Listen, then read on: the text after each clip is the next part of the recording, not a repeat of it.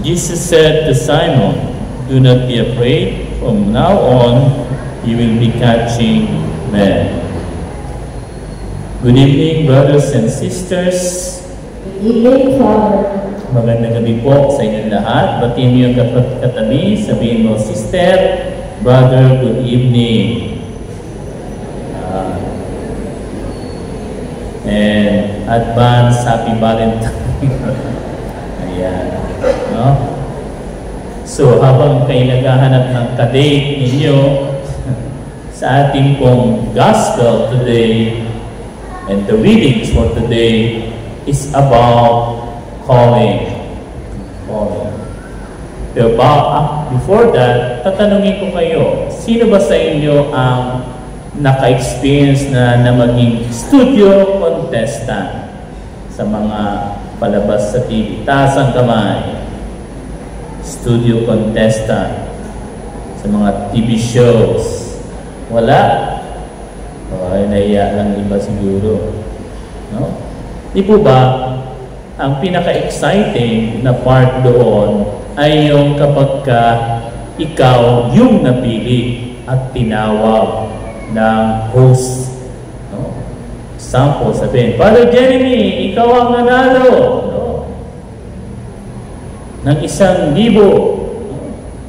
Di po ba exciting? Kahit na sa mga paligsahan, no? Or sa mga palaro, no?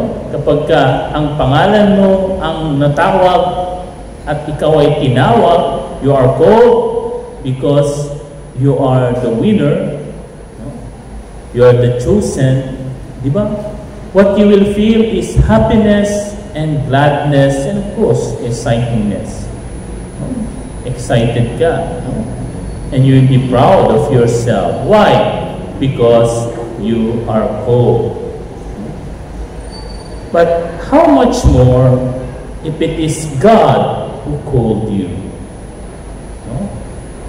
Ano masasabi mo kapag si God mismo ang tumawag sa iyo? And brothers and sisters, God calls us every day and calls us in our life. No? What is important is how do we answer God's call? Yun.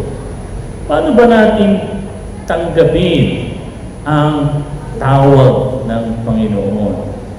Gagayahin ba natin si Prophet Isaiah sa first reading? O si St. Paul sa second reading? Or si St. Peter and the apostles sa gospel today? How do we respond to our calling? No? And you know, this is very important because this entitles us to our future and salvation. No? Yung ating pagtugon sa tawag sa atin ng Panginoon, doon nakasalalay ang ating kinabukasan at ang ating kaligtasan. Kaya napaka-importante. Where did God calls me? No? Yun, no? At alam nyo, especially the young today, no? And even the parents, no? You should be the one to discern. Ano ba? Saan ba tinawag ang iyong anak? No? Ikaw din, bilang magulang. No? Do you respond well to the calling God gives you? No? As a parents, did you respond that call? As a student, have you responded the call of God as a student? No? Lahat po tayo ay mayroong tawag sa atin ng Panginoon. Mapasingle ka man, mapamay asawa ka, mapapari ka, religious, God calls you to respond. Paano natin tugunin? And St. Peter in the Gospel gave us a beautiful example. First, he obeyed. Diba sabi nga, Obey first before you complain. No? Pero nangyari kay St. Peter, parang nag-complain muna siya bago nag-obey. No? Why? Because he is a fisherman. Ano siya ay mangingisda. No? Alam niya ang dagat. No? At kahit kayo naman, no? Kahit hindi kayo mangingisda, obvious naman and logical na walang nangingisda na matindi na yung sikat ng araw. Diba? Ang mga fishermen o mga mangingisda, kailan sila nangingisda? Kapag ka madilim. No? Kapag ka yung buwan ay half, no? Or hindi full moon. Bakit? Kasi yung mga isda, ang hinahanap ng mga isda ay yung ilaw. O ilaw. Yan. Kaya yung mga mangingisda, kung napapansin nyo, pag sila yung nangingisda, may dala-dala silang mga lampara at may mga ilaw sila. No? At makikita nila yung mga isda. Doon sila maglalagay ng lambat. Dahil yung mga isda, pupunta saan may ilaw. Pag mataas na yung araw, ano pang isda mo kuha mo dyan? Pero, anong sabi ni St. Peter? Lord, nangisda na kami. You already did that. But, because you said so, we will do it. Kita niyo? Hindi siya nangatwiran, kundi sumunod siya. He obeyed. And what happened?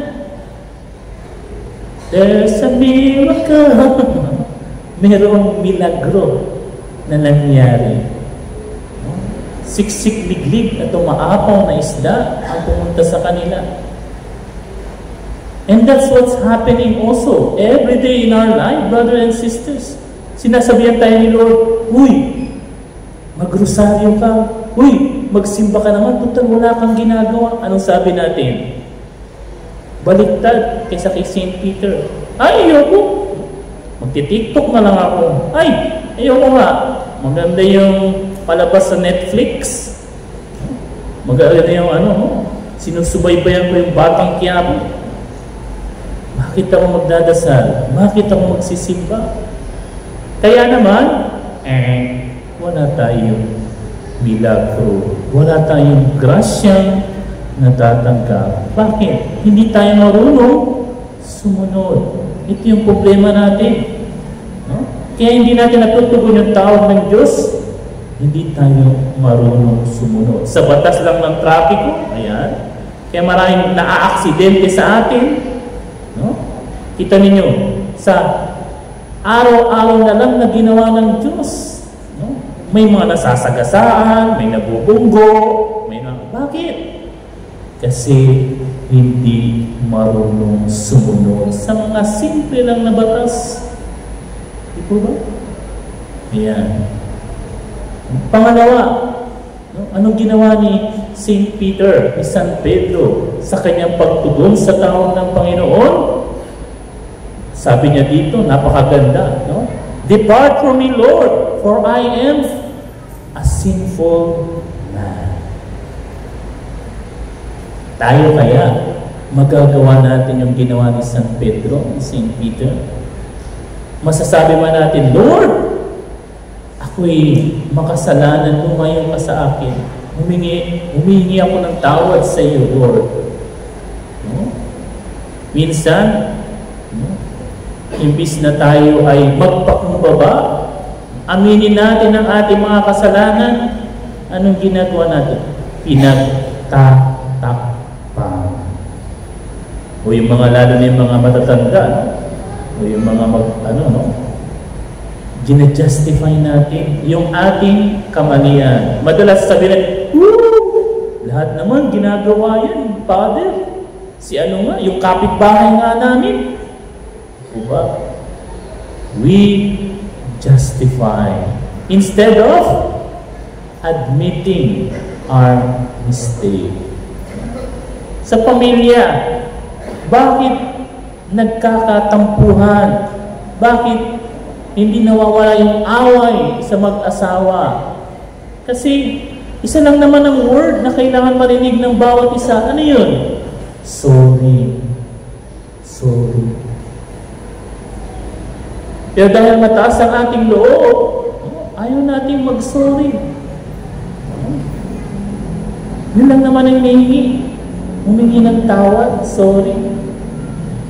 At aminin natin na hindi tayo perfect. And we need to ask pardon to our brothers and sisters. Yun, nakakalimutan natin yun.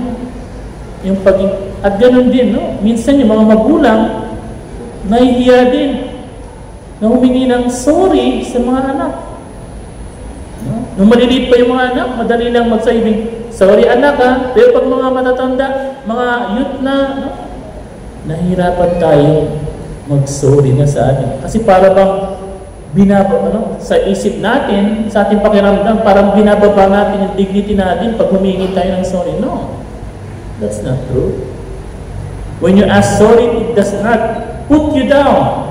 On the contrary, if you say sorry, it exalts you because it makes you, no, a true person, a true who you are, being who you really are. Kaya nga, no, kita mo si Saint Peter, he was really called by God and he responded the way God wants him. And what did Jesus say? From now on, you will be fishers of men. No? Yung dalawang yun. No? If we learn to admit and we learn to obey, then God can use us as His instrument to be also fishers of men. No?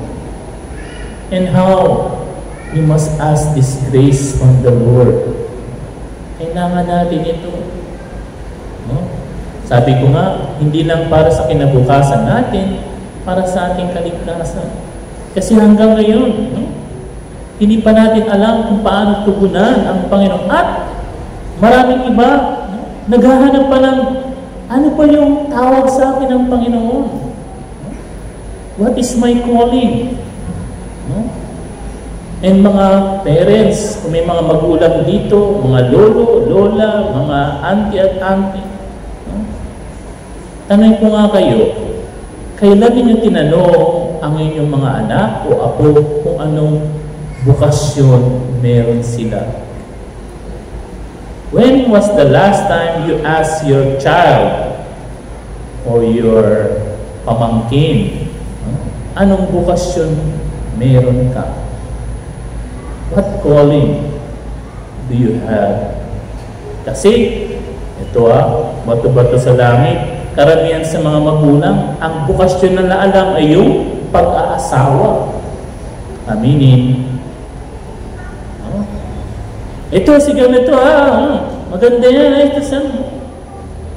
Pero, mabibilang mo lang sa daliri, yung mga magulang na nag-ask ng bukasyon sa kanilang mga anak. Anak, gusto mo bang magpare?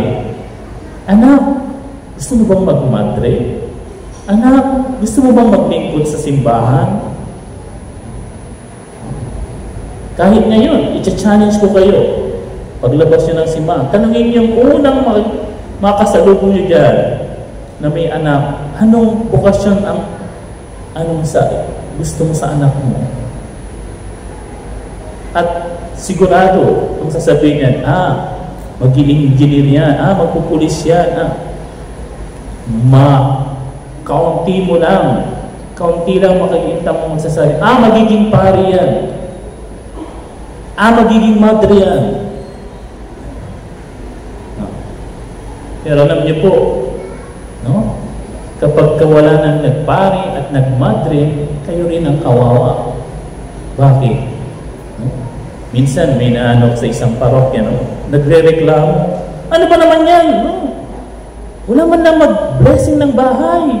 Ano ba naman yan? Walang akong makapag-misa sa Wala bang pare dito? Alam niyo sabi na sa office, wala man talaga. Wala po talagang pare dito. Kasi isa lang si Father. Kita po ninyo mga kapatid. No? Hihintayin pa ba natin yan? Yan pa ba ang ating mga pagtugon sa tawag ng Panginoon? No? Kaya nga, no? Sana magising tayo po. No? Magising po tayo. At sana, no? Tingnan natin ang tawag ng sa atin at tugunan natin yung tawag ng Diyos sa atin araw-araw.